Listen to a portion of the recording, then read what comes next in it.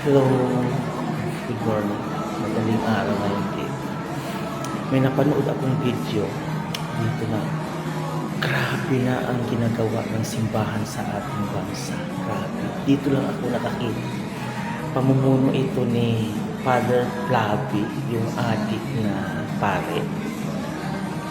Pero mo, simba ng palaspas sa mahal na araw, ginagago nila ang loob ng simbahan. Pero mo ba naman, ang ginawa niya, nagsasayaw sila na ang tugtog ay hawak mo ang beat. Tama ba yun? Panoorin niyo, oh.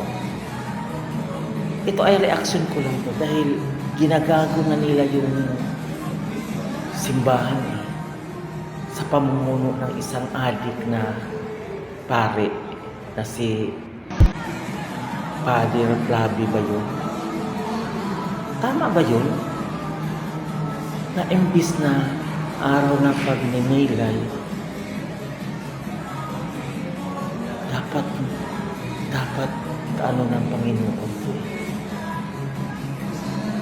Diba? Sa kamatayan ng Panginoon ito. Pero ang ginagawa nila, nagsasayaw na sila na ang tugtog ay hawak mo ang beat. Tama ba yun? Grabe na ang ano na to. Grabe na ang yung mga tao naman nagsasayaw. Araw ng pagninilay ito dahil sa paggunita natin sa kamatayan ng ating Panginoon. Pero ganito ang ginagawa niyo. Nakakahiya na ang Katoliko ngayon.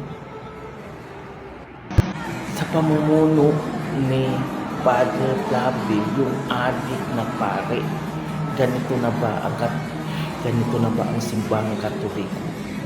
Wala nang pagrespeto sa kamatayan ng ating Panginoon. Yung mga tao naman, patuloy pa rin ang paghahanga kay Father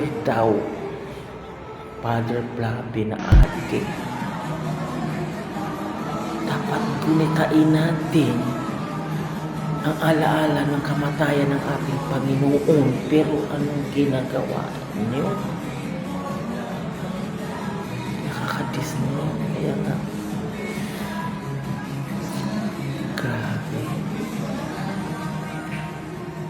Madaling araw ngayon dito sa ibang bansa, pero nung napanood ko itong video na ito, para akong nangingilabo.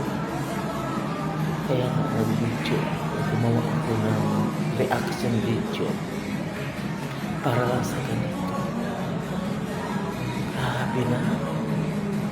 Grabe na kabastos, binabastos na ang loob ng simbahang Katoliko. Ano kayang reaksyon nito sa Vatican? Sa Santo Papa? Tama ba yun? Okay, thank you for watching. Bye.